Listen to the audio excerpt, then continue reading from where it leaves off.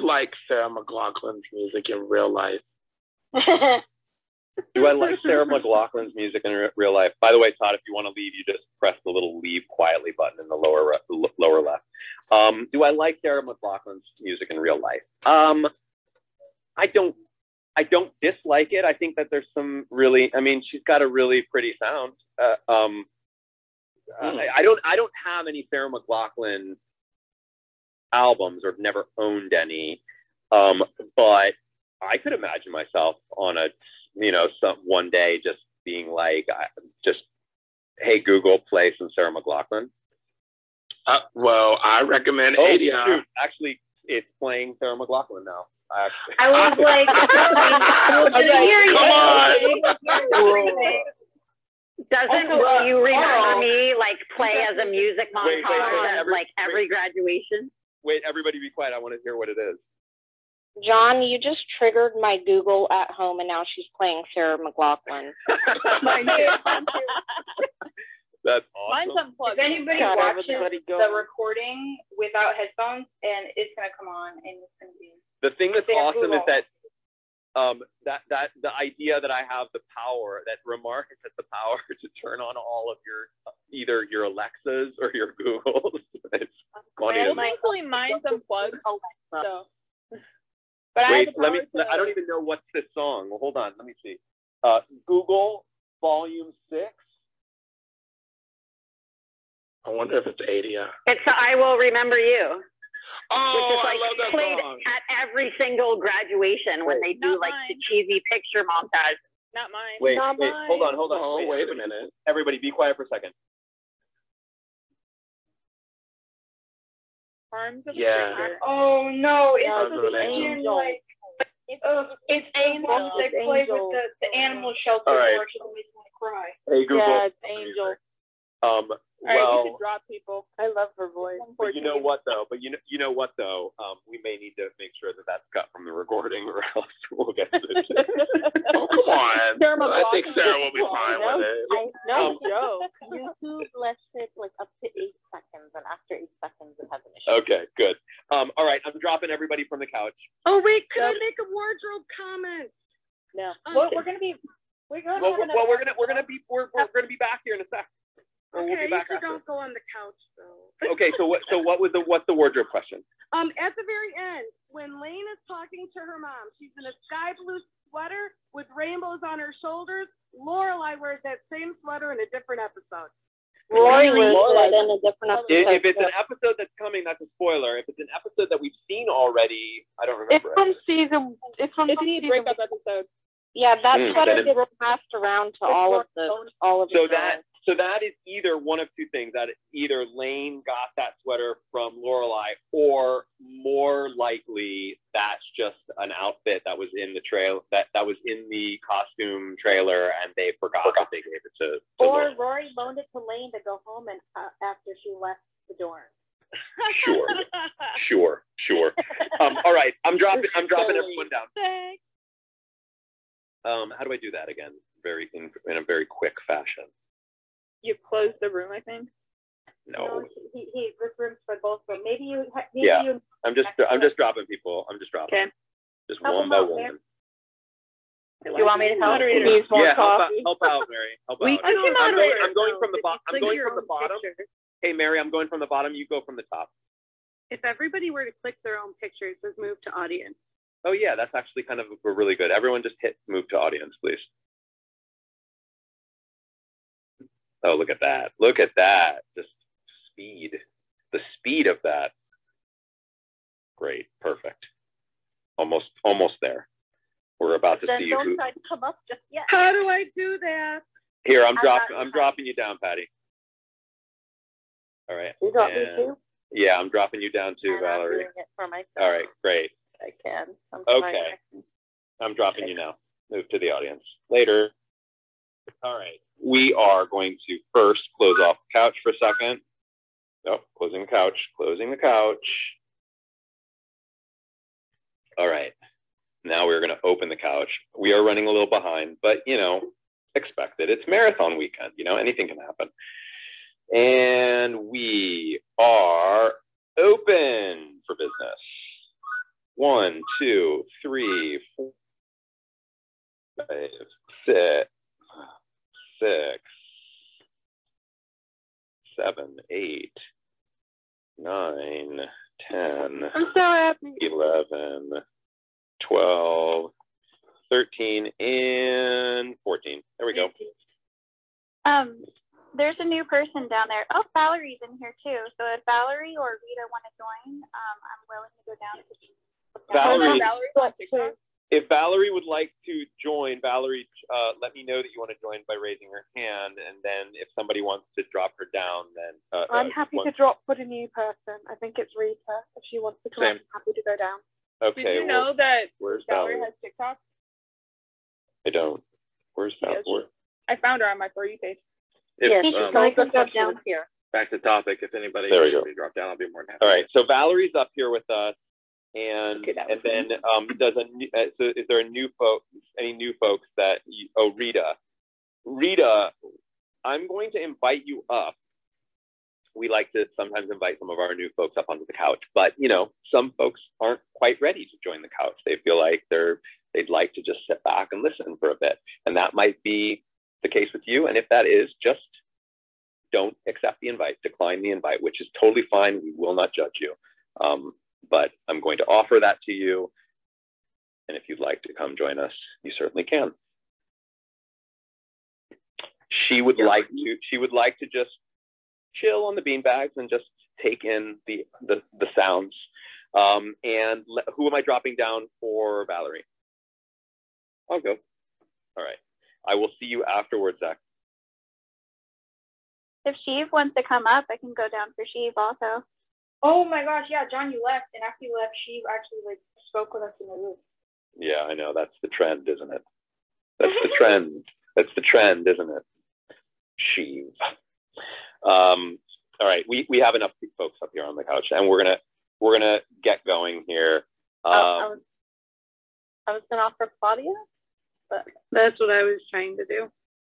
Okay, Claudia, would you like to hop up here on the couch? If you would, I will invite you, and then I will drop somebody else down. Okay, I can go. I can give No, guys. I'm really offering because I'm expecting my son is going to act up again, and I'm going to have to walk away. All right, Mary, you're heading down. Okay. Thank you, Mary. Thank you very much. It's great to join in a whole weekend, so it's really great. It's international. My husband is not at home, so I have him. Yeah, I wish I could have been in the first few. But okay. I'm going to do a very, very, very condensed version of my speech, and it just goes like this. Welcome.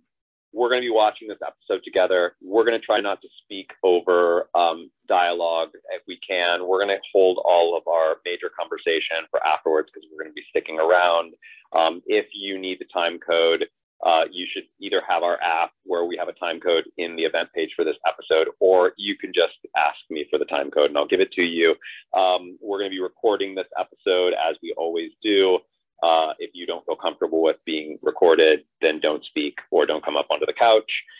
We always skip ahead past the previously on. It seems to be a trend that we have previously ons on all of these. Is that the case for episode 12? I don't believe it is not. No. It is not. So do not worry. We are going to start right away with this episode with season 12. I am still recording. This has been just like a big epic record session. And that means the only thing that I really need to do is go into the Remarcus app and get us ready. Is there anything else really important that I should let people know?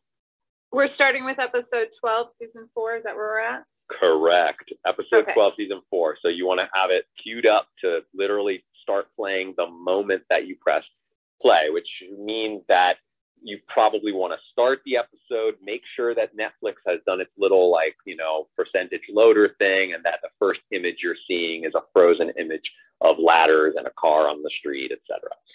If you're not seeing that, then you're either not in the right episode or you actually haven't gotten it queued up, which means that when you start the episode, there might be a little bit of a lag with loading. That could actually cause you to be lagging behind us. And we also hit the buttons on the same time. Yeah, we're going to be hitting the button at the same time. Is there anything else that I missed from that for my big speech that's super important. I mean, you all know Keep who I am. Keep yourself muted if you're not talking. Keep yourself muted if you're not if you're not talking. Keep yourself muted and try your best to keep that volume low in the background when you are speaking. We are ready to go. I have the time code ready. Yep. I was just wondering, and if not, that's fine. I'll catch up.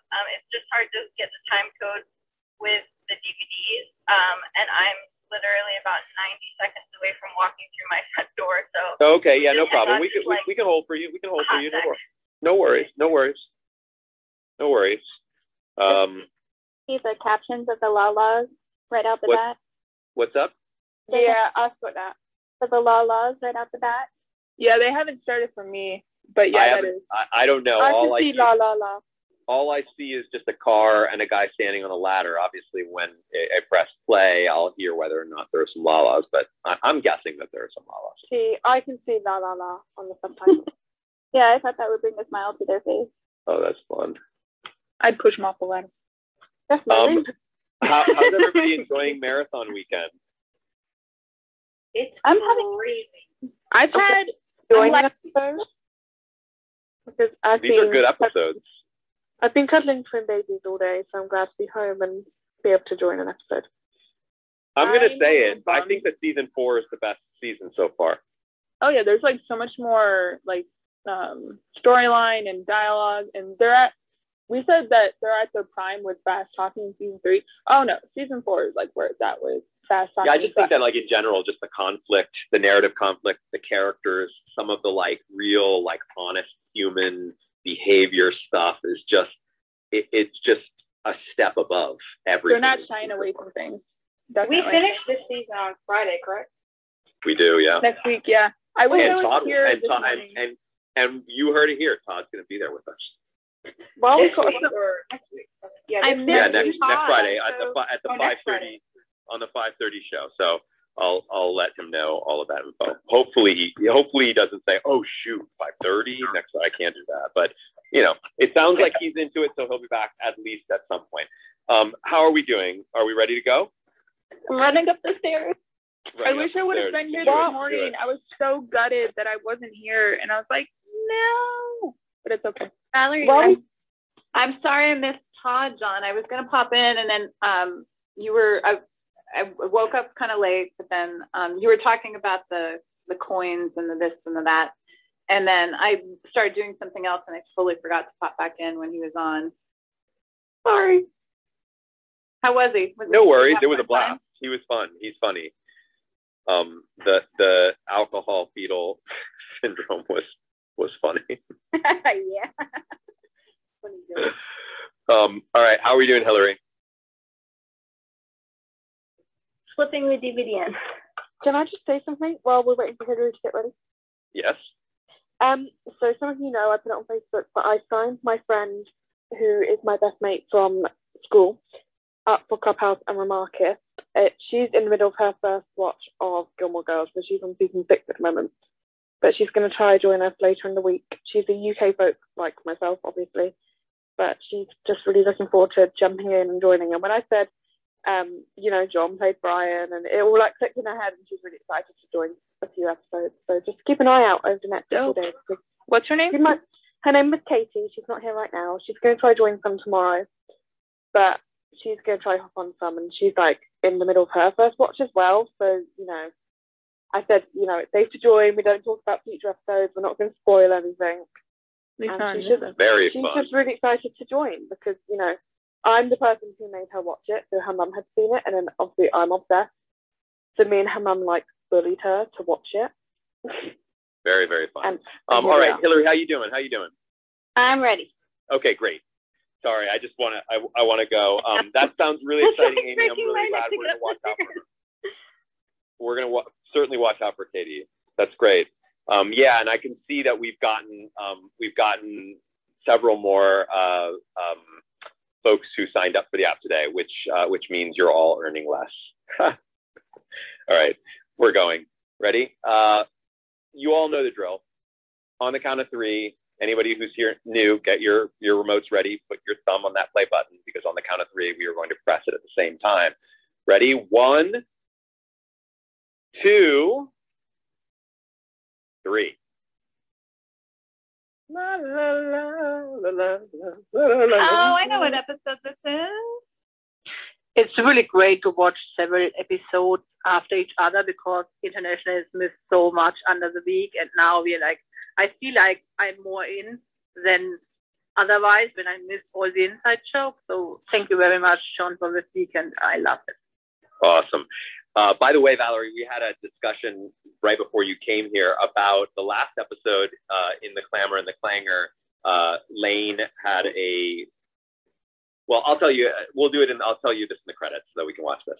Oh, okay, no problem. I love Lorelai's pink coat, and we must talk about that. I love how defensive Kirk was when he was like, I have a girlfriend, when she asked if she could sit.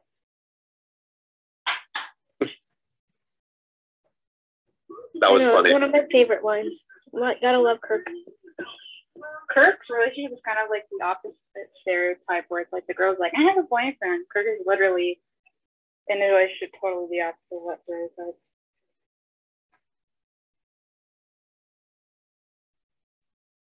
By the way, we didn't talk about the fact that it seems like that whole thing with Lane and Mrs. Kim is the setup for the apartment.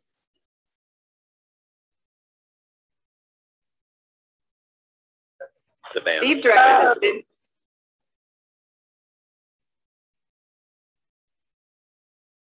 Steve Clancy directed this episode, right? yeah. Look at Kirk.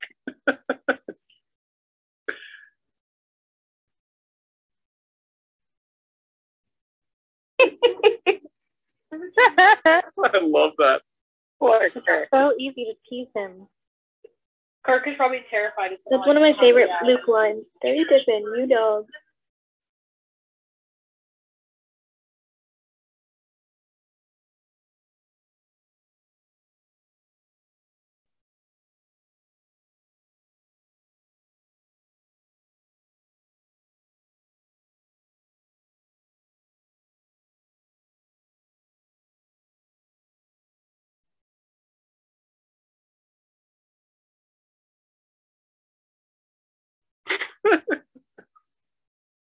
That's a great reference. That's got to be a blooper in like some way because I could not get through that without laughing.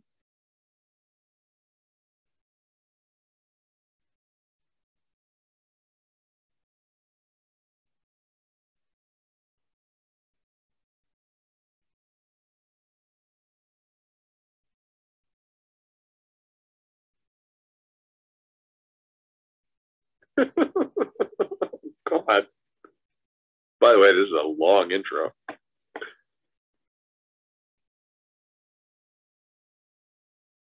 Oh my gosh, I'm not looking at the screen, but did I just see who I thought I just saw? What? I wasn't looking, but then I glanced over at this mystery woman, and it is. Oh my gosh. It is. Yep. Mm-hmm. Yep, it is. Who? You'll find out. You will learn, and it's so, oh my gosh. I have to name myself. Who? The hippie chick is the lady that Rose was talking to, the blonde chick that like was behind the counter with him. You'll find out later.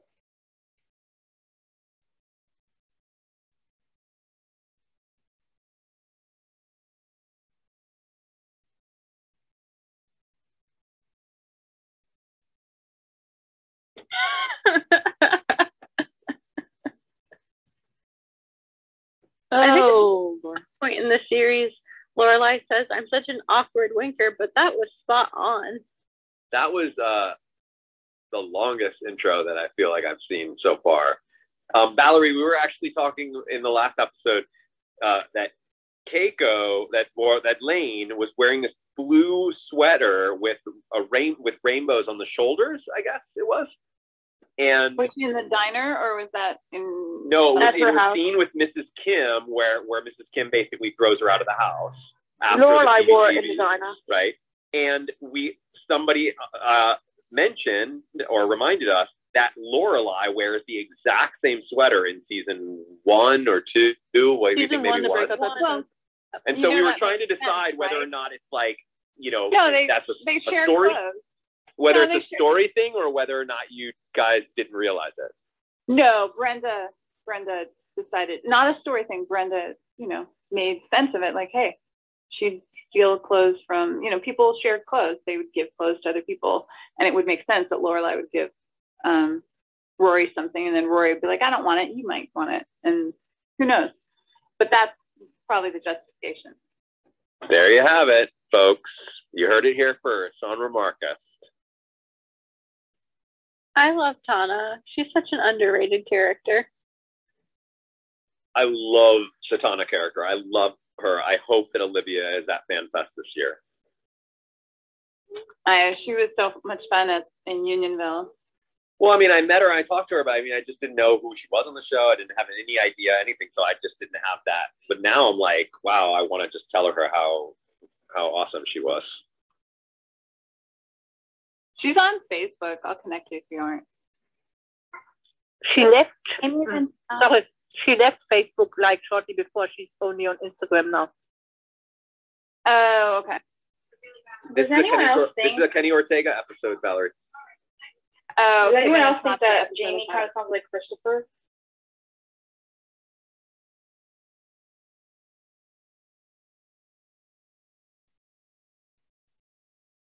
I think his voice is kinder than Christopher's. Christopher's no always... comment. That is what I'm gonna say.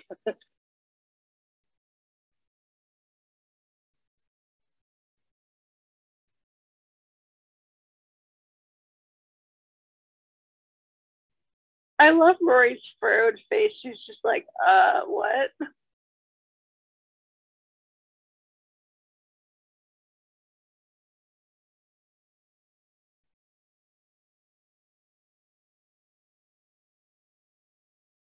Poor Lane.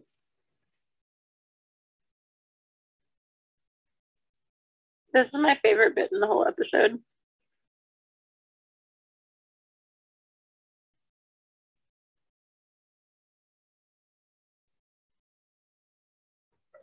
This doesn't make sense. He could have just like went on the other line.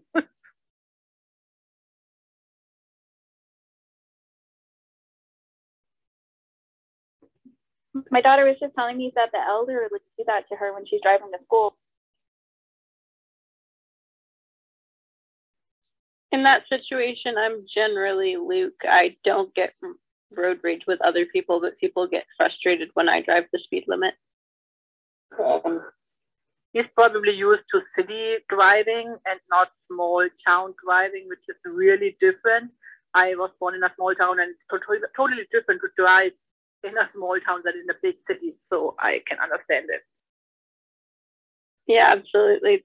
We were on a backcountry highway last night, my husband and I. He was driving, and there was a big rig in front of us, and like 6 people passed across a double yellow past us, the person in front of us, and the truck all in one go. It was so illegal. Okay, I was about to ask about his proficiency, his Japanese proficiency. It's clearly His Japanese accent is horrendous.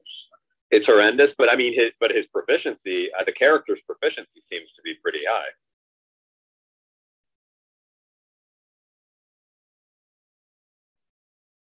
I mean, proficiency and accent are 2 totally different things.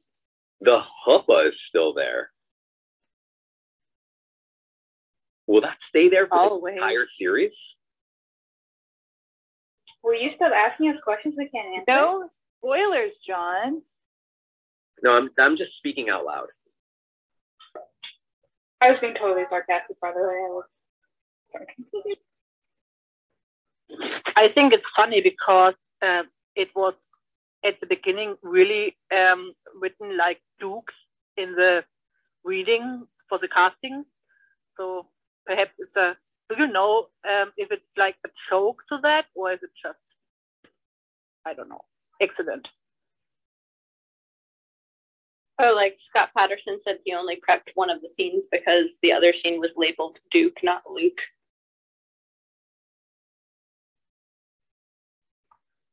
I just heard it somewhere. I don't know where, but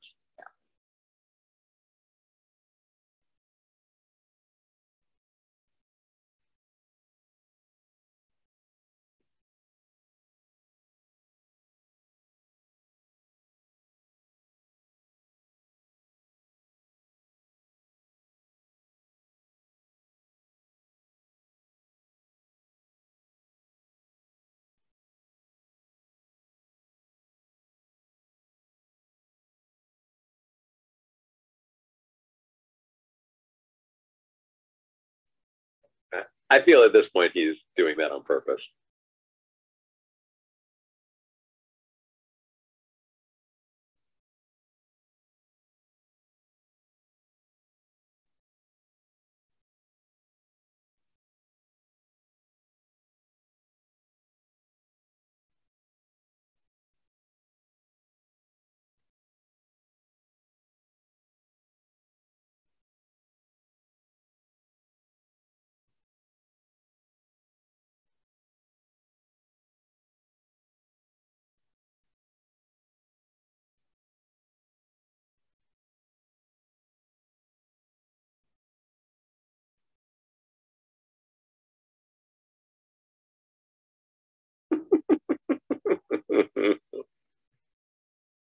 This is hilarious. Very unpopular opinion, but I love Jason. Yeah, we've had a lot of discussions about how much we like or dislike Jason, but My love for Jason is he is definitely a very fun character. Like, he's my ideal man. Oh, wow. A lot of people laugh. Jason gets a lot of laughs. If you have a look around, a lot of people prefer him to Luke. So just have a look out for them. You're not alone, Emmy. I prefer him too. I just love sarcasm. Hey, John, Mary was actually curious and she actually sent me a private message and she was wondering, do you have any predictions on who the mysterious woman is that showed up at Luke's diner? No. Why are we talking about this? I don't. Not the slightest guess. The weird hippie person? Yeah. I don't. I honestly, until you just mentioned it again, I actually I just realized that I processed it and then just was like, oh, he's just chatting with a hippie person. I can see Katie down there. Hey. Yeah, but she went back behind his counter. We know that that's not something that generally happens. Interesting. Ooh, nice job pointing that out to you. Also, do they have an actor playing Jamie for this one? He looks different. No, he's the same guy. I think he's just a little older. Breathe back hair, slick back. Here we are, speaking again. Oh, that's his sister. That's Jess's mom. Please.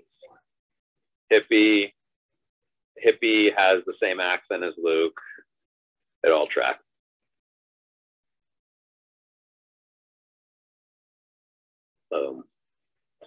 Best line of the episode. Kirk wants a spider monkey.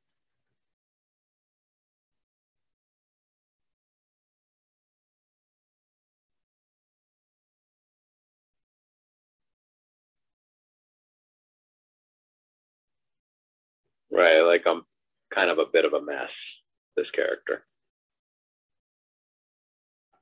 Kind of explains a bit about Jess. Yeah, She is one of this the a lot. greatest and one of my absolute favorite characters in this show ever. Did she just suddenly get lipstick? Just all of a sudden? No, I think she was just in shadow before.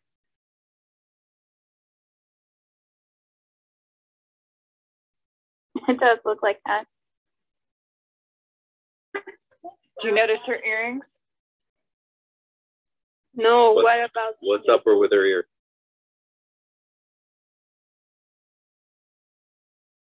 I believe she only wears one, but I think it's something to do with one of the piercings, and one of her lobes is I don't know, damaged. So I believe she only wears one.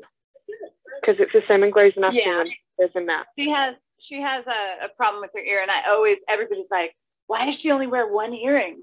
And it's because she has issues with her ears. They split or something. It was the same in Grey's Anatomy. She only wore one earring. One of my ears was like that because a little girl in kindergarten ripped my earring out of one of my ears. Oh, no. That sounds painful, Kendra. I don't remember, but she was jealous because I had my ears pierced and she didn't. So that's what I got. Oh, sorry, it sounds hurtful. I think there was a time when people only wore one long earring and one short one. I don't know if it's time to do that. Man, oh man, this scene is interesting. There's a lot of history going on here.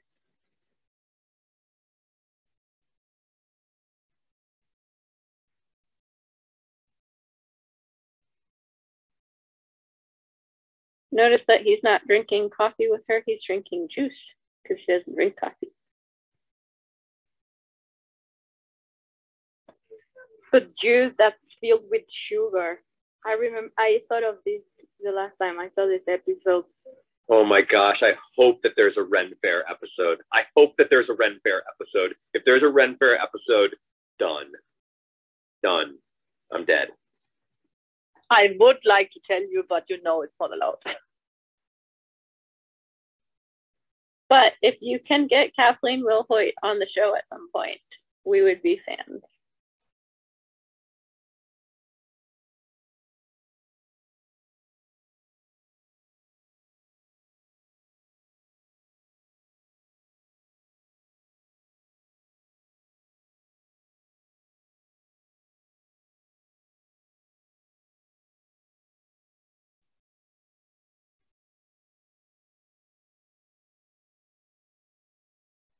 And now we know who stole Jess's car.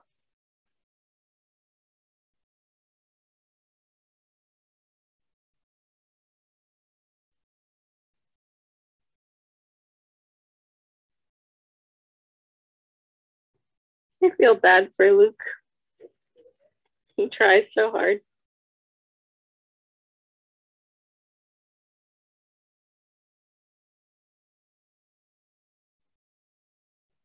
Where did the carton of juice go? Oh my gosh, it has disappeared. Didn't he put it back? Didn't he put it back on the fridge at some point?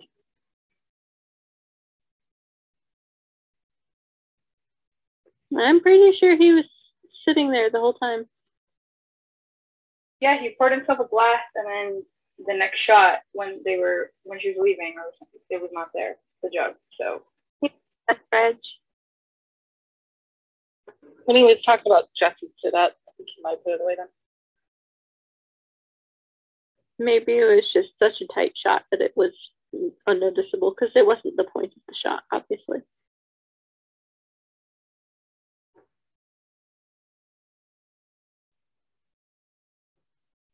I do like Jason. I was going to say before when people were talking about Jason, I like him and I think he came at the right time in her life.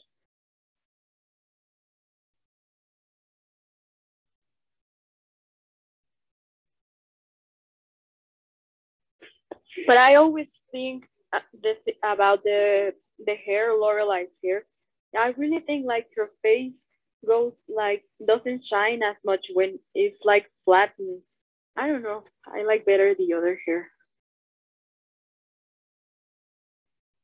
I definitely think curly hair suits her better. Yeah, I'm not into the straight hair like at all. It's just not that. I feel like the straight look hair. who that is. Look who's at the door, and this is Kim. Hey, Jason.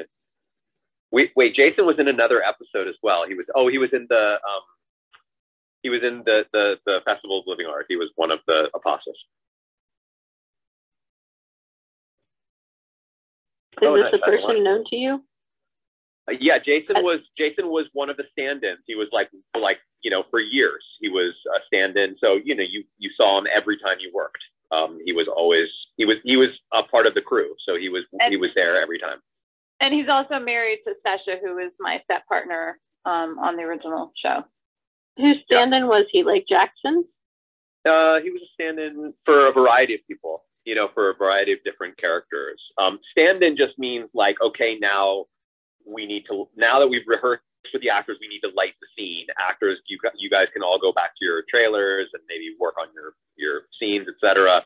and we just need bodies that we can light. And so we have these people that are standing in for you during the lighting process. Those are the stand-ins. Different. It's not the same as a stunt double, if that's what you were thinking. I had a friend who was a stand-in on American Idol for Ryan Seacrest because he was the same height and coloring.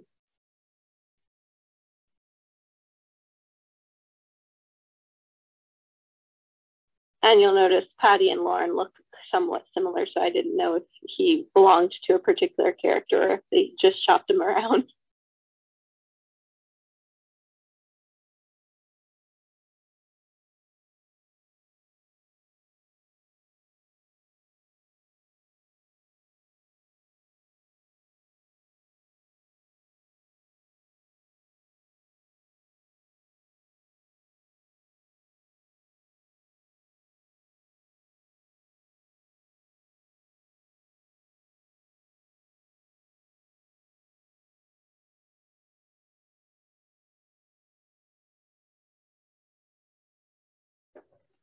I feel like Lorelai and Jason always have this really chaotic energy. Yep, for sure.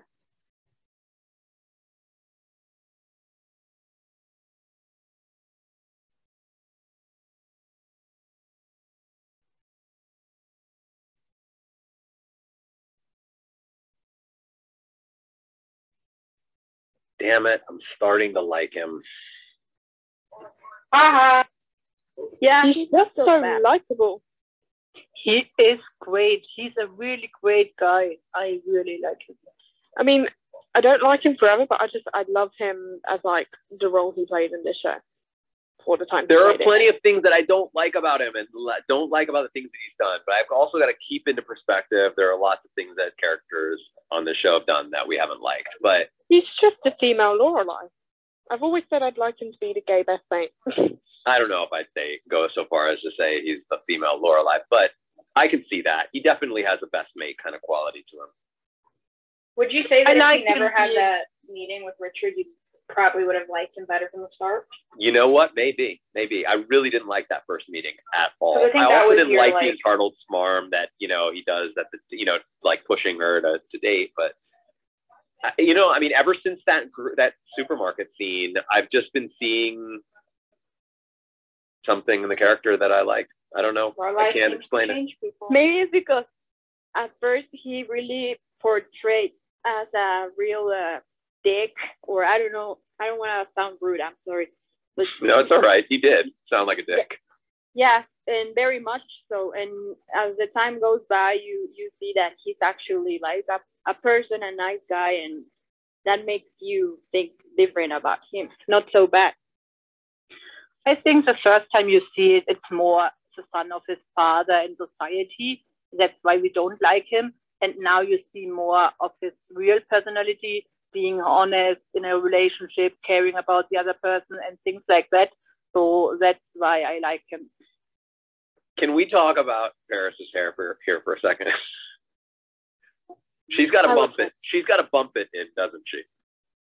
Yeah, kind of like yeah. Who likes the bump it reference? Me. Like there's a bump it back there. But my mom still has one. My college roommate still has one, and she still uses it. I was just distracted by the sheer size of the TV for 2004. That's an impressive size TV for 2004. Yeah, that's not even a flat screen. That's a tube television. That thing is heavy. I'm in the middle of watching How to Get Away with Murder, and this is throwing me off seeing her as Paris now. Oh, I haven't noticed that the coffee table or the center table, it was like a pile. Yeah, it's a pile of books. I looked it up to see like how much it is because you can still buy them. It's like $3,000. Hi, it's cheaper to make it.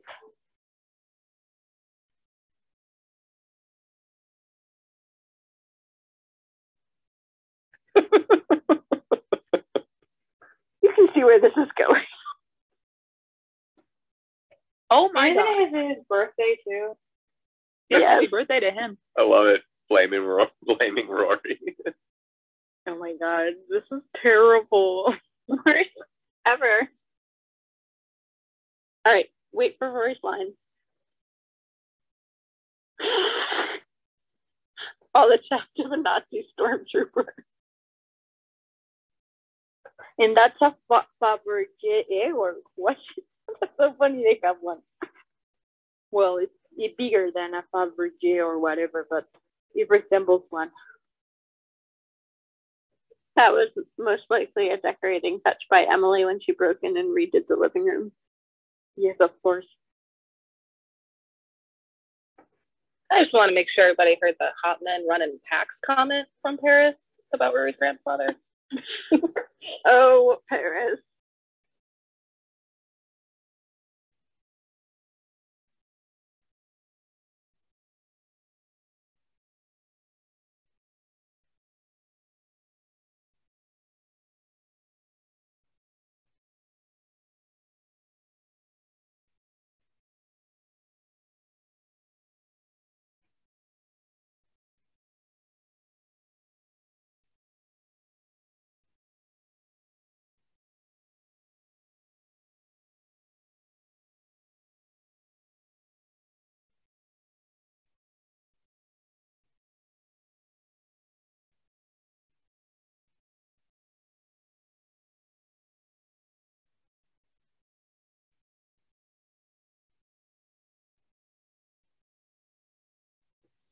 Rory's packing a lot of clothes since she still basically half lives at home.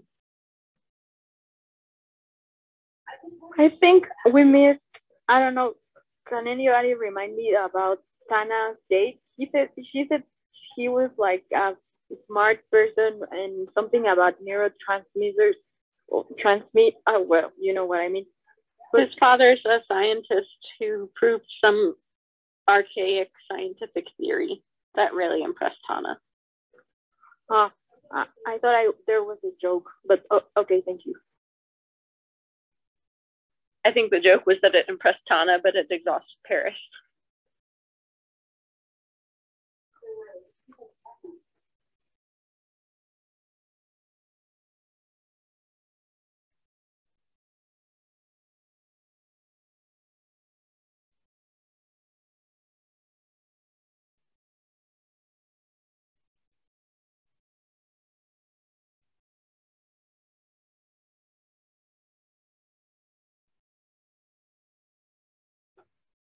She lost a bump it in this thing. Oh yeah, bump it down.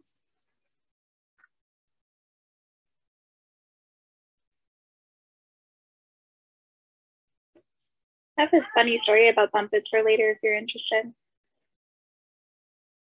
I would love to hear about it. I love bump it stories.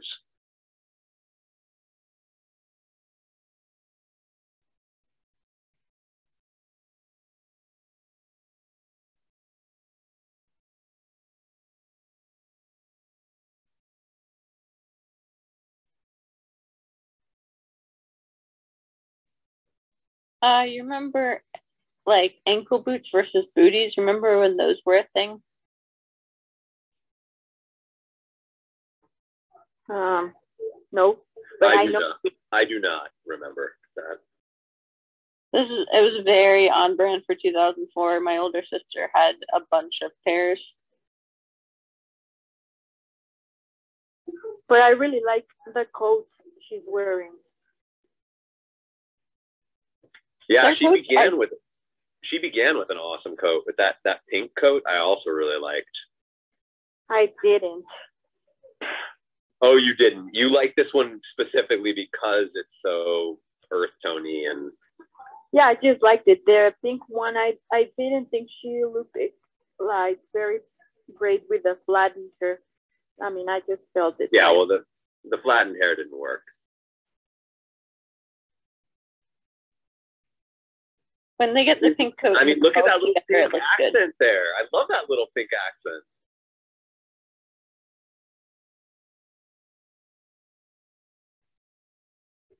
You mean now with Rory, or you're saying about the coat?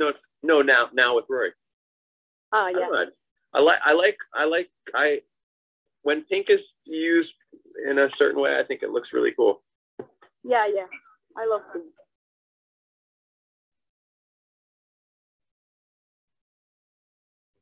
It's so funny that they inadvertently sat in the wrong places, not their usual spots.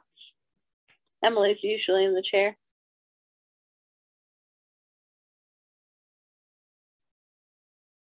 But I know it's so they don't talk across each other. What was that, Val? Lauren's necklace that goes from off center to center. Ooh. Are you kicking yourself for that? Sesha might be, but I didn't take care of Lauren in that episode. Ooh. Oh, I see it now. That has happened to me because I've had this job and a necklace situation, and it's terrible. I'm seeing this now. I'm gonna see it every episode now. Like every time I watch this. Also, I mean, straight hair aside, Lorelai's low ponytails. I wish I could do that, but I cannot without looking like a founding father. Founding father.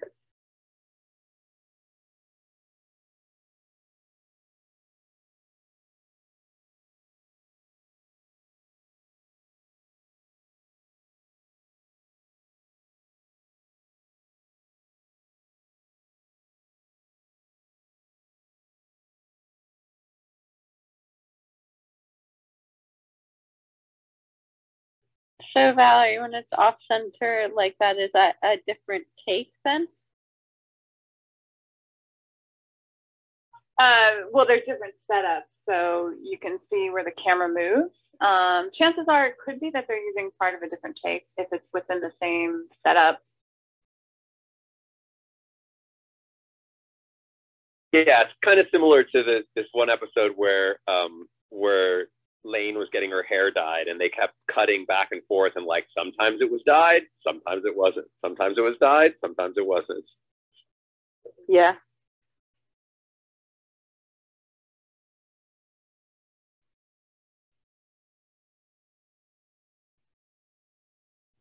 Poor Lorelai just looks so defeated. Oh my God.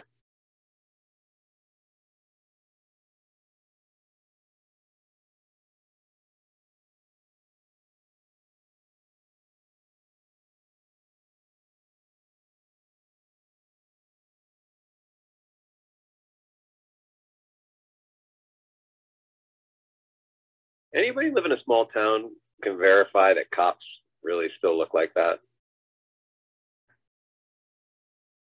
I can. It does look a little central casting-ish. Oh, God bless America. It reminds me of Eric Estrada from Chips. Like that whole look. Oh, hello. Those are sheriffs, so they do have those uniforms still.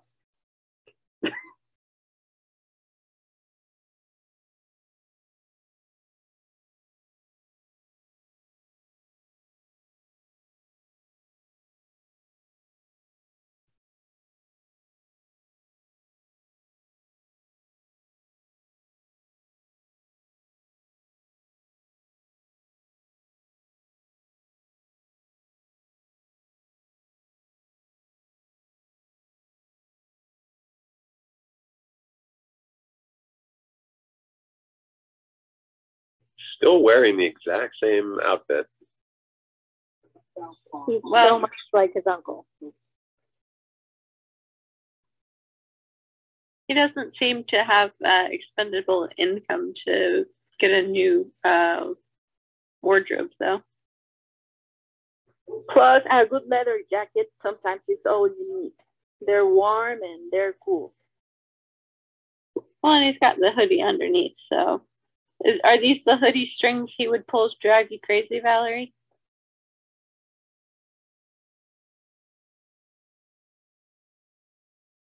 When they were exposed, yeah, but he didn't have them exposed in this. It would be more when we have them out.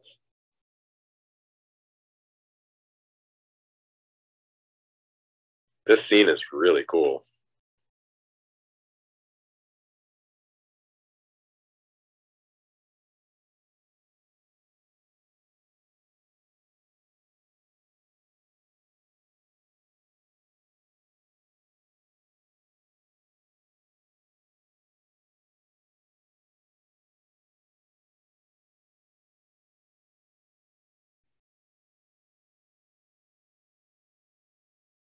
Oh, sure you are. I love the look.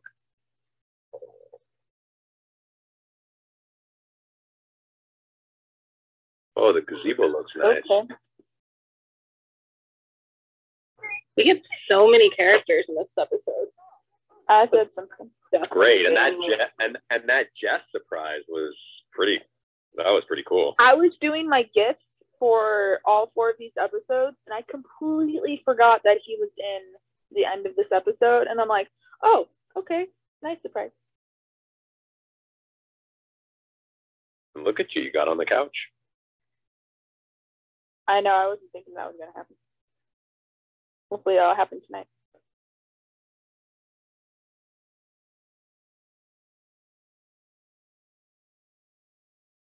John, do you know where they shot Digger's apartment? No, but we actually asked that before. Where?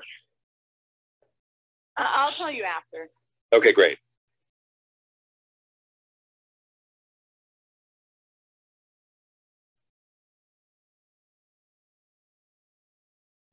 Can you imagine if you woke up right then and there?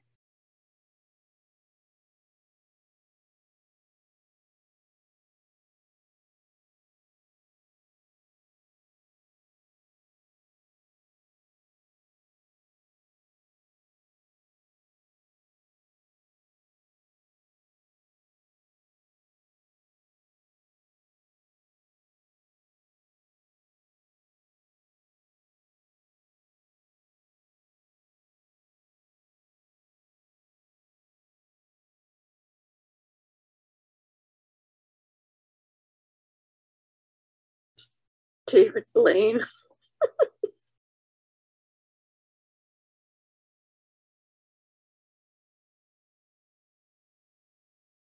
Wow, that was cool. That I could feel the emotion in that scene. Imagine if he did wake up.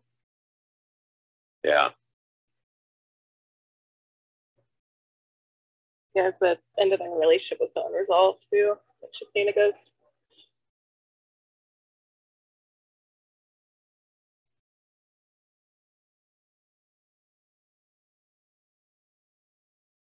One of the few times that we get some plot before Rory and Lorelai do.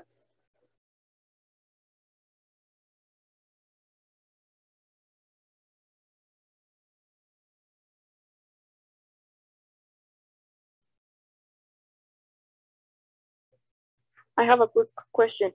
Whenever I said anything, did you all listen to my TV? No, we cannot hear it. We can't hear it, no. Ah, okay.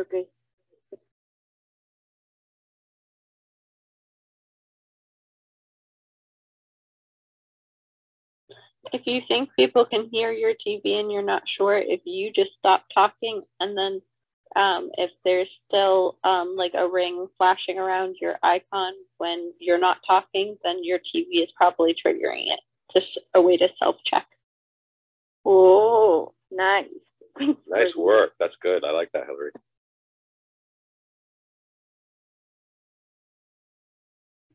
That was a funny line. Does Hallmark know about you?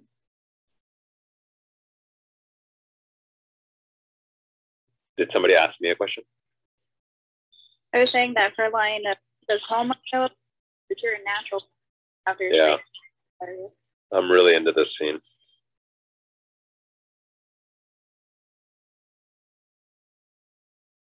Yeah, it seems so sincere to me. Even like Luke's little kind of last shot of frustration at the end. There's just little details that make it feel really real, I think. Major.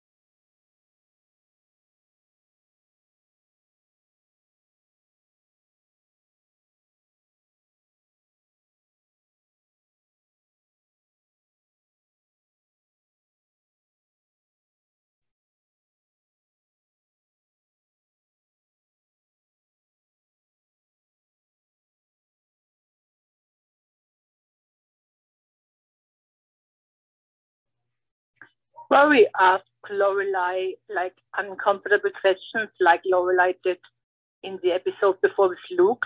That's so similar and annoying.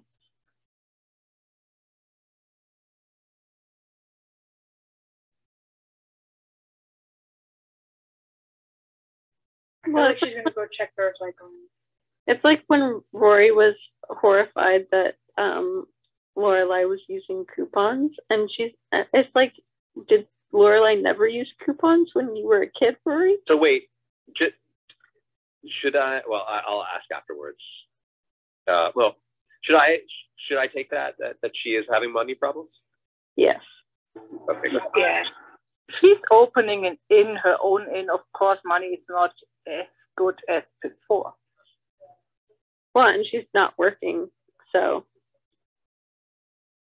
she's living off of her savings, which is not ever an ideal place to be for an entrepreneur, especially a single entrepreneur who has no partner to fall back on. He gets out of the car here. He gets out of the car. Come on. Come on. Come on. There we go. Good use of Lala's in this scene too. Those la-las were just like drawing him out of the car. Like they were la la la, come on, come on. I love that Luke doubles back to check. Yeah. Awesome. Sweet. Oh, that's so good. Who cares about Jess? It was so good. It was so good. So Were you good. expecting Jess to come back, John? What's up? Were you expecting Jess to come back? No. I did not think that I would be need to seeing know Jess. your opinion on that now. I did not think that we would be seeing Jess until A Year in the Life. So I'm actually like, this is exciting. All right, you really don't know everything. All right, so I am opening up the couch, No spoilers. and surprise, I have to go to the bathroom again. Okay. Are you listening, John? Because I'll talk if you want. Yeah, let me actually make Emma, I'm gonna make you moderator if you don't mind, and can you just start bringing people up here onto the couch? Just start. You just press that little hand raise button, and you'll just see all those people's little invites. Yep, I know how to do it. I've done it before. No Great, problem. thanks so much. So Digger's apartment was shot. If anybody's been to the Warner Brothers lot, it was shot. Wait, hold on. Don't say that part. I want to hear that. Oh, okay. I thought you were gonna have it on audio. Never mind. Okay, I won't tell anything then. Valerie taking us to the bathroom with us. Well, I didn't know if he was gonna like mute himself. He could like mute himself and go to the bathroom. I would. I mean, I don't know. Valerie, while we wait, can you talk a little bit about the pink coat? You know what? I wasn't the costume designer, and I didn't take care of her. And I was trying to look and see if I could find information on what the labels are. But there are people, if you just Google it, there are people that they dedicate their entire account to finding Gilmore Girls clothes, and you just have to find them. As far as why they use the pink coat, chances are it was just the coolest, most stylish thing at the moment. And Brenda found it and said, hey, let's put her in a pink coat because it's kind of cool and fun. But I think it's the question everyone asks, and I'm like, I don't know. Well, it's just such an iconic piece. I had that coat, but I was pregnant. My maternity coat was very much like that. It was the same pink color and that same year, because it would have been, when did I have it? I had it in April of 2005, so it would have been that same winter. Yeah, it was very popular back then for that coat. So John's back, right? So, I am back. I'm back. So okay. Yeah, we were asking where Digger's apartment was. John, okay. I also have another question about another scene that was shot from the first episode where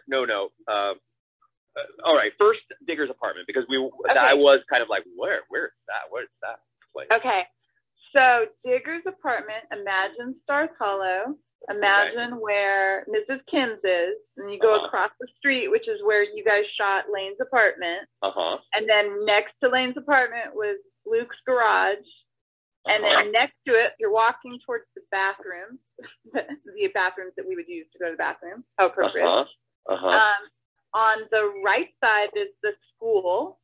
On the left side is this weird building that looked like an apartment kind of thing, like a house that's kind of high up, and there's like stairs that go up to it.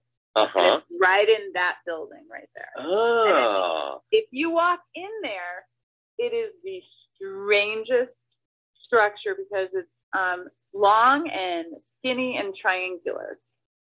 It's interesting.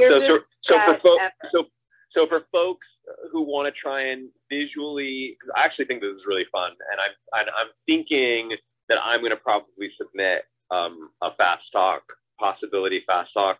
I'm hoping that I can kind of sort of formulate a nice little 5-minute fast talk on the ground plan of Stars Hollow and see if I can't take you all on a little bit of a virtual tour. If you're standing outside of the bakery in Stars Hollow and you just turn, like you walk out of the bakery and then you just turn to the left, you would be able to see the building that she's talking about. Yeah, you would see it if you were doing that. It's just right next door to the garage.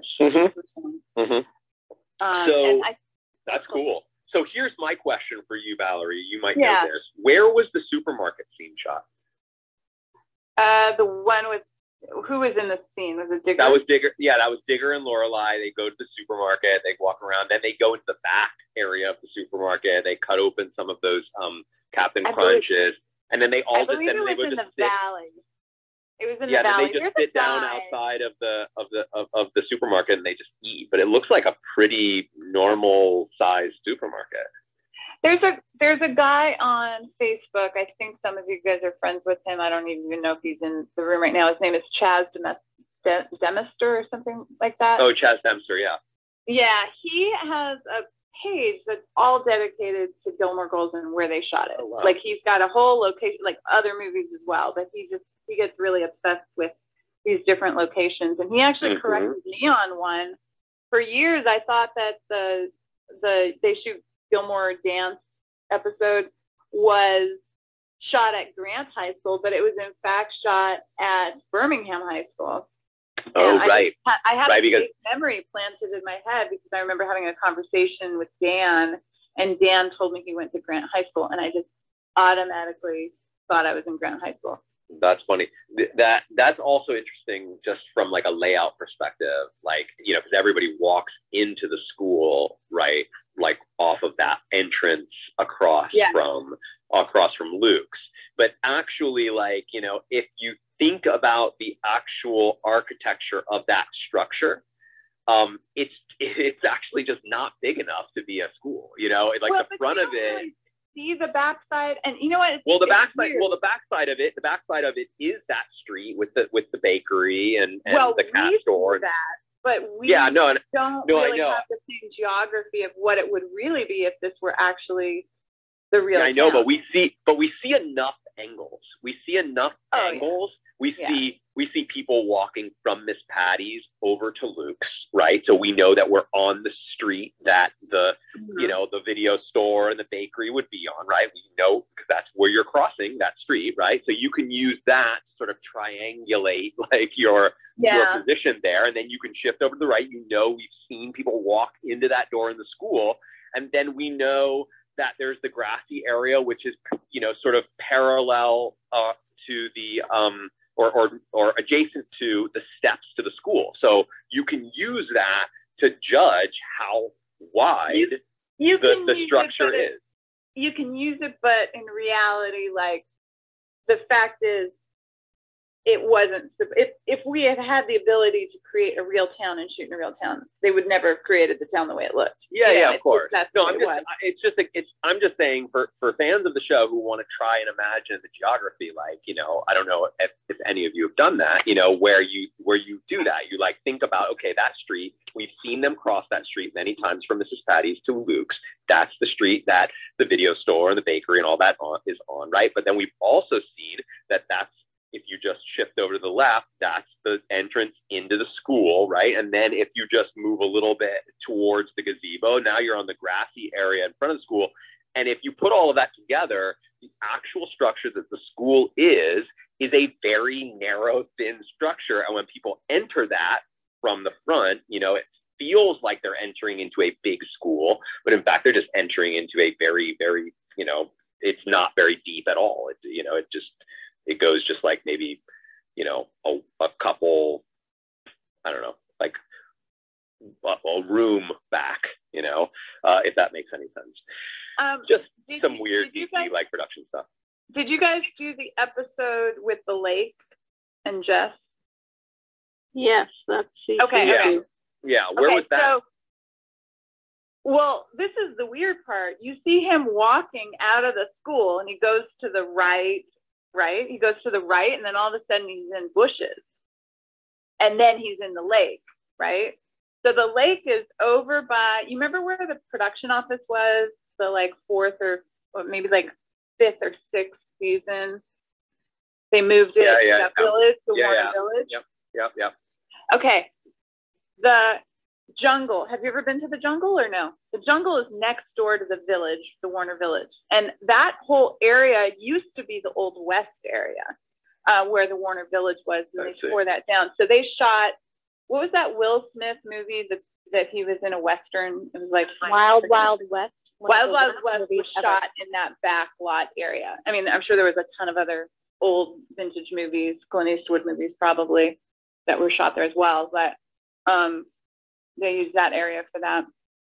Well, this is all really cool stuff. We're going to probably have lots more to discuss about little, you know, quirks of the town. Like I said, I'm already, I don't know if Diana's here with us. Oh yeah, you are. I'm already I've been trying to formulate some, like a fast talk that's all about the geography or like the layout of the town. I don't know if I'll succeed. If not, I have some other ideas. But let's focus on the episode. Let's talk about what we just saw, because there's lots of interesting things to discuss. Where should we start? Should we go in order of what had happened in the episode? Yeah. Digger and Lorelai. Oh, John, no, I have a question before that. Yeah. In the last episode, or in the few episodes when we discussed Asher and Paris, you mentioned that you didn't really care too much about Jamie because you didn't know him as a character. Yeah, correct. Has that changed with this episode? A bit. That scene between him and Rory changed it a bit. It's still so creepy. What's up? I said he was so creepy towards Rory. Why creepy? Why creepy? Because he was like, we have a very special someone in common or something, whatever. It was just really weird. Well, I mean, look, the main thing is that it's just a lot for me to, it's a lot of catch up for me to be doing with that character, putting them all in one episode. And like, you know, it's like, I could tell that the episode, you know, that I was supposed to develop a relationship with him, you know, but it just was a little too quick for me to really care much about the character.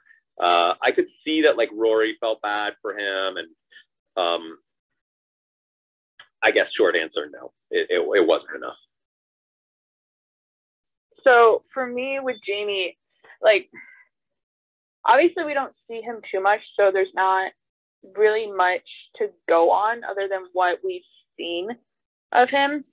But at the same time, just as like a person with a heart, I feel really bad for Jamie. Like he was dating her and dating Paris, and like Paris, like Jamie was Paris's first time, and like you kind of like you have an attachment to the person like you have your first time with, regardless of how you may think. And that's like a big deal. And Paris even said it, like, he was my first real boyfriend, and he felt like he was getting dumped without actually being dumped.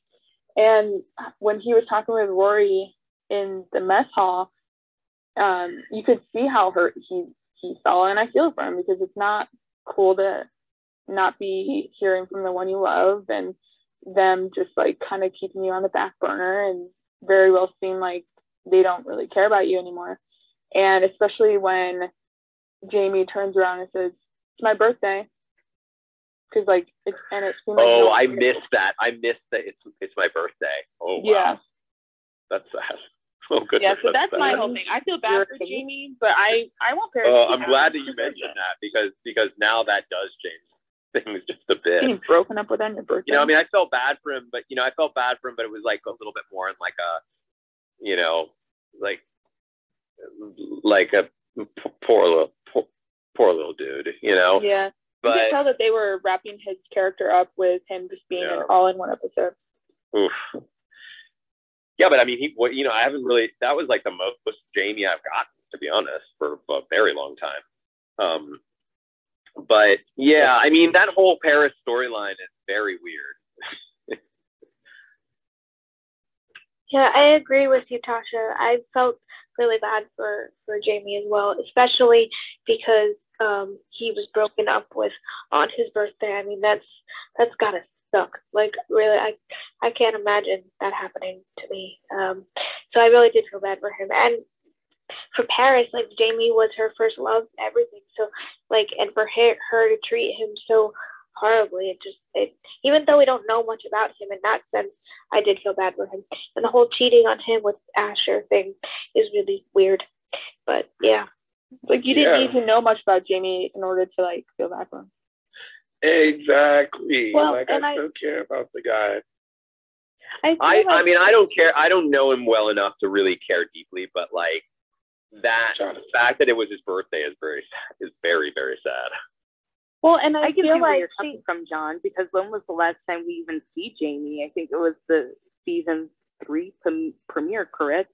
Yeah, I mean, it's just all we do is hear about him, and it just doesn't. It's just not enough for me to really care that much. I mean, that sounds cold, but like, it's like if somebody told me something sad about somebody in their life and I didn't know who they were talking about, I would understand it to be sad and a bummer, but from like a little bit more, like I said, an intellectual level, I wouldn't really feel it.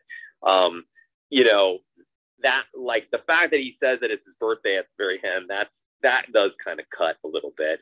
But other than that, I haven't spent enough time with him to really feel it more than just academically understand that's lame. That probably hurts. I want everyone to remember. That's why I said he quits Princeton, changes his name to Johnny Zakara, moves to Port Charles, Ohio, New York, and becomes a mobster. I think Shauna may be onto something here. So I feel like part of why I feel so bad for Jamie is also, like, you see this entire season, like, Paris really kind of pulling away. Like, we don't have any interactions with Jamie that we see him on screen, but like her phone calls with him and like how she's arguing with him and all of that, and him coming all the way out there to see her. I just really feel for him because you get the sense like he's probably thinking, I don't know what's going on in this relationship, but she handled that situation so badly. Poor guy. Well, we all know that Paris's emotional intelligence is not very high sometimes. She doesn't really know how to handle things. But to be fair, I had a friend in high school who flew a guy out. They met at a resort when their families were on vacation, and she let him fly across the country just so she could break up with him in person. It was not her best moment. Oh man, they were like 15. They were like 15. But that's like Veronica Maggio level messy. Boy. It was bad. Yikes. We were all like, you did what? Yeah. That's bad. I have so many stories of like a guy doing that, but not of a girl. Like, okay, maybe Paris was the future. T, can I hear your story about the bump it? Yeah, you sure can. Okay, so wait, isn't it funny that I know about bump it? Did your sister? It is weird. When I learned about bump it, I thought they were so funny, and every once in a while, when I get an opportunity to throw a bump it reference, and I do. Did you ever try to put one on? My little sister and I, we thought bump its were hilarious also. So like we had this thing where we would like get really dolled up, really dressed up, but we would have really awful, obnoxious, huge and tall big bumpets. And we it's like legitimate pictures, like outing pictures and stuff like that. And we had this whole album that was dedicated to the adventures of Bang Bumpet. That's Oh my God, I love that. I relate bumpets to like, even though I never wore bumpets at prom. But if anybody's seen the Jersey Shore. Yeah. There was a bumpet or two on that show, wasn't there? Snooki or whatever her name was. Yep. Just a little reminder about harvest. Correct. So harvest began 10 minutes ago. So I know that we've been running a little late today, so I don't want anyone to forget that you can harvest for this event now, and that will be the case until 1:45 Pacific time, and then adjust for your time zone. And I'm going to actually stick around until 1:45 just because of the delay that we had. Anybody who wants. Wait, how do you harvest? What do you mean? Click harvest. You got to go into the event and you have to harvest. Like when you RSVP. Okay. Sorry, I didn't know, guys. Oh, okay. Yeah, when you RSVP, that just starts the process of your kernels growing, and then they're ready to harvest at the end of the. What if I didn't RSVP to this? So then you never planted any seeds, so there's no kernels to grow. I'm getting an error that we had earlier, so I'm going to try to log out and log back in and see if it'll let me harvest. Mine did the error. I clicked it twice. Again, it should work because mine has been doing that where I'll tap it, it'll say error, but I'll tap it again and it'll like harvest. So just try doing that. I was not here this morning, John. What is harvesting? Can you Reader's Digest it for us? Very, very quickly, we have an in-game currency now that allows us to earn for our participation and our attendance to events. So you can now RSVP for events 3 days before the event.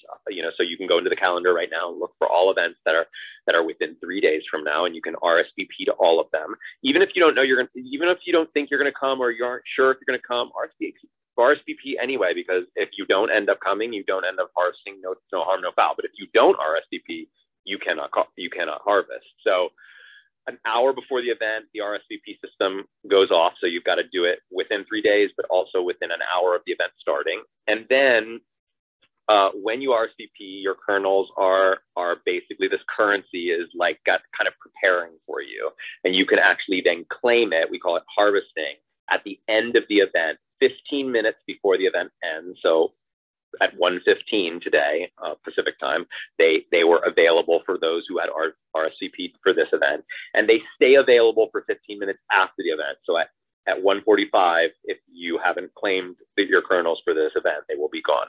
And we're earning kernels, and I've been talking about it for actually a few weeks. You just haven't been here as much lately, Hillary, but it's just a part of the game mechanic. We're going to be using it for a variety of things. You'll probably hear little by little. I don't want to take up too much time because I did earlier spend about 20 minutes talking about it. But I would just say, I get the drift now. But yeah, I would just say just start earning. Yeah, I would say just start earning. You'll figure it out as it goes. So yeah, I'm going to stick around until 1:45 so we can make sure to talk about everything. And if you get an error, that's just keep trying. That just means that the kernels weren't completely there, and I have something coded in that just prevents the database from getting corrupt under certain situations, which could happen with lots and lots of people on there. So I have it so that it stops that from happening by giving you an error, but kind of like Clubhouse, the error eventually will go away. We should talk about Jason and. Yeah, I want to talk about the scooper. Or Hey John, before we move on, I had just a quick question for you. Yeah. Because it's been sort of like frequent that we get questions, especially from like new members. Yeah. Do you think that it would be something you could do to like maybe make a section of the app where you have like either videos or something that have like all the information? Yep.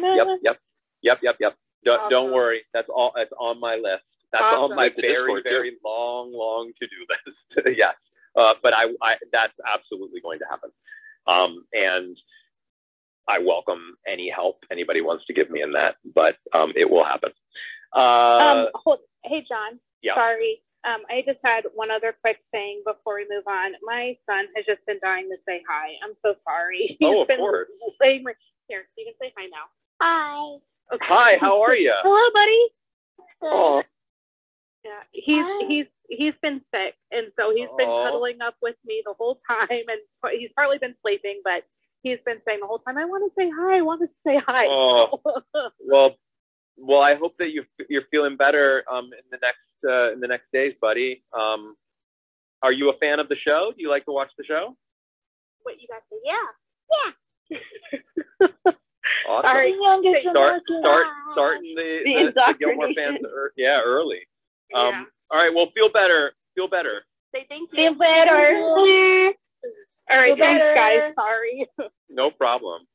Oh, Let's start. All right. We got some scooper to talk about. We got to hit Jess too. We got the scoops and we've got Jess. We've got 15 minutes. I think we can do it. Okay, look, I'm gonna say it. I'm starting to like the character. I'm starting to like him. Yay. For those of you who are a little disappointed in me, no, I still have the problems with early on. I still think he's a little bit entitled. There was a lot of that smarminess for sure. I don't think he's Lorelai's match, but I think I might be on board with this, like they could be besties type thing. You don't good charm. You're starting to grow to like the character. You don't. Yeah, well, I've always liked the character's place in the narrative, like from the beginning. Like even that first scene, I was like, this is a really, like, I'm glad this character's here because he's adding a lot of really good color. But now I'm actually going a step further and saying I kind of like him. Like I'm kind of starting to have a little bit of fun and waiting for what he's going to say next, kind of thing. Don't worry. That's a question. What he cares about her enough to know that he wants her to, Emily and Richard, to know about them. Like, okay, I want your parents to know about us, and their chemistry is good. It's very good too. Their banter, I love that. I don't like him for her, but it's very good. Yeah, maybe it's that. Maybe it's the fact that I because for me, like one of the things that was bothering me about the character is that he just felt cold and he didn't feel caring and he felt so selfish. At the very least, like we've talked about Lorelai's selfishness, but she's a warm character, and she cares about people and, he was so cold. And now I feel like I'm starting to see a little bit of warmth in the character. He's like, I'm starting to get a sense that he cares about things and that he can get insecure and that he does seem to care about this relationship. Yeah. And I'm kind of digging it. The question flashing. Yeah, question for you, John. You know how like you were telling us rule of three as far as like writing, like the first one is not good, the second one's not good. Would you consider this to be part of that rule of three where like would he be considered number two? Good question. Yeah, that's actually a really good question. So it's like, okay, then you mean rule of three as in like this, so are we classifying him or them as Lorelai's boyfriends, and are we saying that Max and Digger are really the two big ones that like we don't put Christopher into this picture, nor do we put Alex into it. We kind of say that those are just a little bit more. They like Christopher sort of lives in his own world, and Alex just wasn't big enough for him to qualify. I forgot about Alex, and I'm sad because like I feel like there's people that you date, and then there's people that you get in a relationship with. Yeah. Okay. So then, if that's the case, I think absolutely. I think that absolutely you could as a writer sort of be like, we're in season 4 and, we're now at the midpoint of the series, right? So like, all you writers out there know what I'm talking about. Carl knows what I'm talking about. We're moving into the second, into like the second part of Act 2. And that's usually like where you start to like where the protagonist, you know, is like still struggling with, you know, that second major challenge. So I'm guessing that Digger is around to some degree, is around to the end of this season, maybe into season 5, and but that it will be a total fail. And then we'll start to see maybe who potentially could be.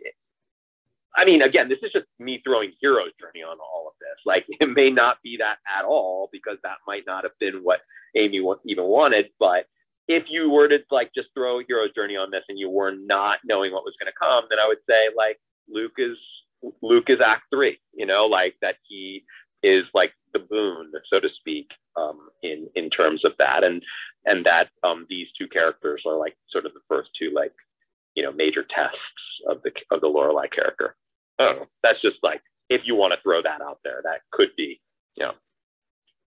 I saw Anna flashing and then Sherry as well. What's up?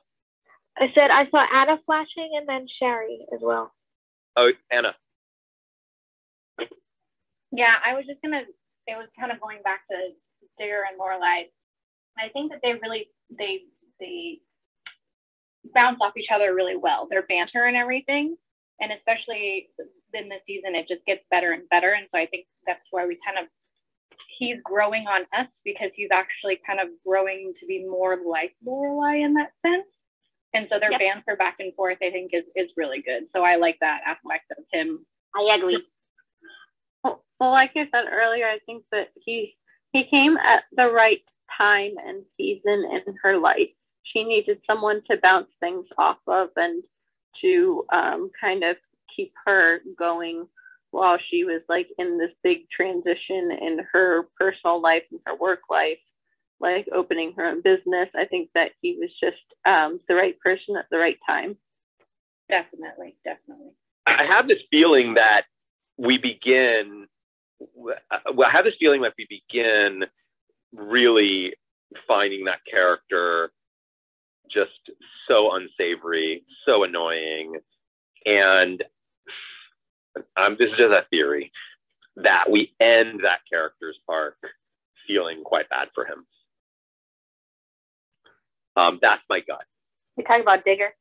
Yeah, I'm talking about Digger. I feel like that's what's being set up. I feel like we're starting to like him, and that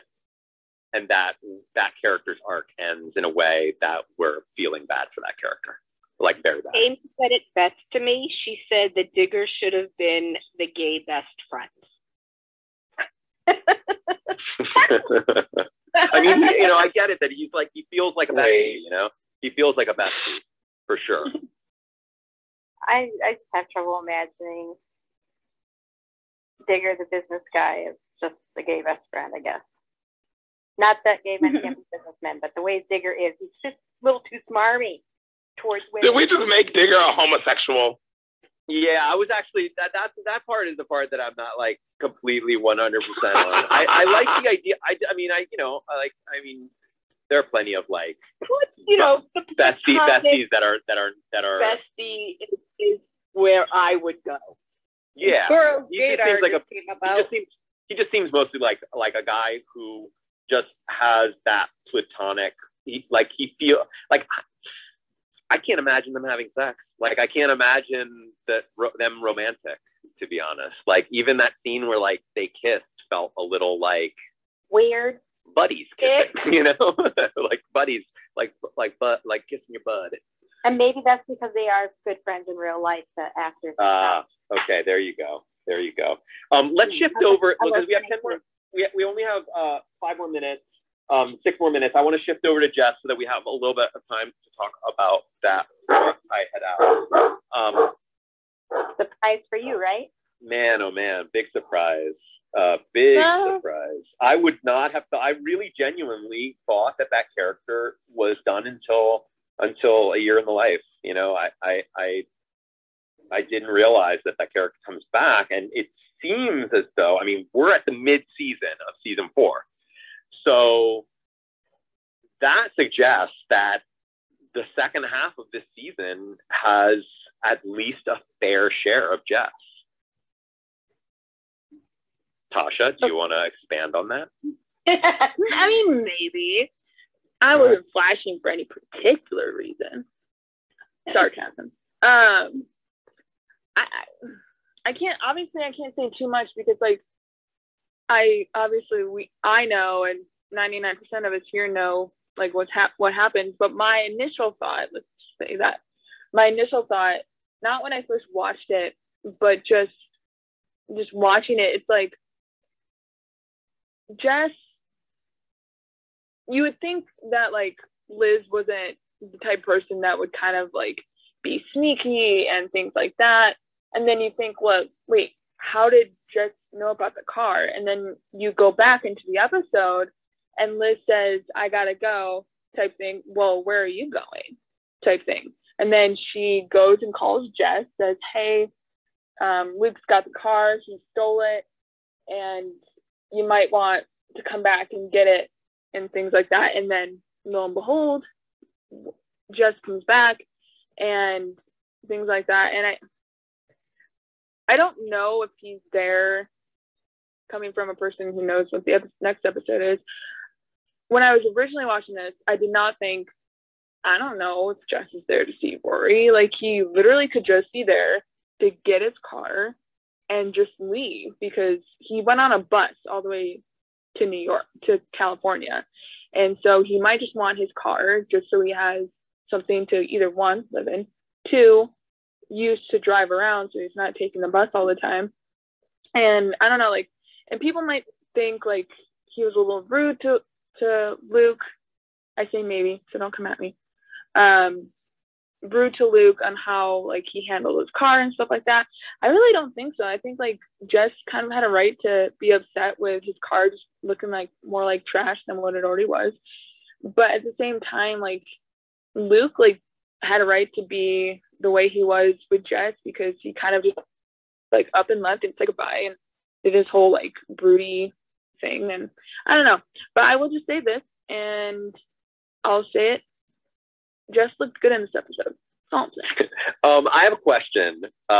He looks fantastic. He looks so good. Okay, I got a question. I want clarification here really quick. Okay, so are we to gather that, well, Luke stole his car and hid it this whole time? Yes. Are we to gather that Liz did tell him? Absolutely. Yeah. Oh yeah, definitely. Yeah. As much. Yeah. How else would he have known? I think he said that at one point. That was called him. Right. Okay. Got it. Lorelai in the diner at the very end, but I think that with that whole Jess coming back, I think Luke pinpointed it. Even though Jess didn't confirm, he said, "Okay, well, if things were so great with your dad, what are you doing back east?" So that implies that things weren't great with Jimmy, and that he came back because Jimmy didn't want him there, which we did see at the end of season 3. Jimmy really didn't want him there. Yeah, he was like the answer. The pilot didn't get picked up. That too, yeah. Period. Like, what are you doing back here? Unfortunately, I didn't hear any of what Hillary said. And the skater kid got fired from Luke. Oh, Froggy. Froggy. Y'all know that's the man that voices Beast Boy from Teen Titans, right? No. Really? Yes. That's I knew his that. name. His name is Greg Sykes. Put some Yeah. Yes. Oh, and one more thing, Diana, I wanted to say. I Googled the pink tote. It's an Edward On tote from Bloomingdale's. Yeah, I wish I could go back in time and buy that. I know, right? Edward On car tote. It's funny how like fashions from 20 years ago come back around. Huh? God, I hope Tweed does not come back. It's about time for Tweed always to come back. Paige has gone into the attic and grabbed all my clothes from years ago, and it all fits her perfectly now. No Tweed, no gauchos. No gauchos. No gauchos. It's like when Lorelai, they go to Harvard and they go into somebody's room and there's a pair of cords on the desk, and she's like, I had these in high school, I'm in again. My tie-dye is totally back in style. My daughter's become a hippie. So, John, was there anything else you wanted to discuss before you had to go? Oh no, I'll just say that I am excited to. Tasha, you're gonna like this. I'm excited that he's back. Yes. I mean, frankly, like, you know, I mean, I'm not Team Jess. I still feel a lot of what I felt before, but he was just great narrative. He was just a great part of the narrative, and I hope that he's back for at least for the rest of this season. If you think that was good, just wait till like the next like week or so. Yeah. John, can I tell you something before you leave? Yeah, of course. Okay, so the thing that I learned about Jess, the thing that I like about Jess and what he brought into the show is that Jess was able to tell me who Luke really is as a person. Yeah. Oh, and yeah. That is what I really appreciate with Jess. Definitely. What I didn't hear any of that. Oh. Cutting Tasha. Oh, Tasha, you may be losing Wi-Fi. Tasha, you're losing Wi-Fi bad. I had a question for Tasha about her thoughts on Jess. Jess is gorgeous. Well, I think those were his. I don't think. Yeah, no, that wasn't. Let me like thought. About how he talked about the ugly side of his mouth. But my question is, you said that your theory was that you thought that he came back for Rory. No, initially.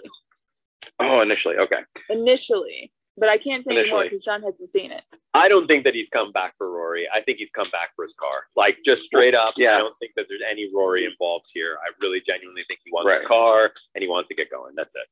No, me too, because it wasn't like on the freeway, like on his way out of town on the freeway, and then so and then like he left in the first place, you know. So that was just like, I'm not saying you're wrong, I'm not saying you're right.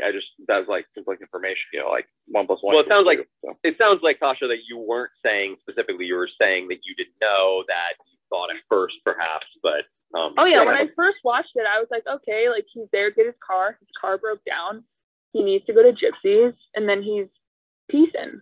But I mean, I'm pleading the fifth because I can't say anymore. Okay, all right, fair enough. All right, I made everybody moderators. I'm going to jump off and spend a little time with my daughter because I got real excited hearing Stacy, your son, and I suddenly wanted to go hug my daughter.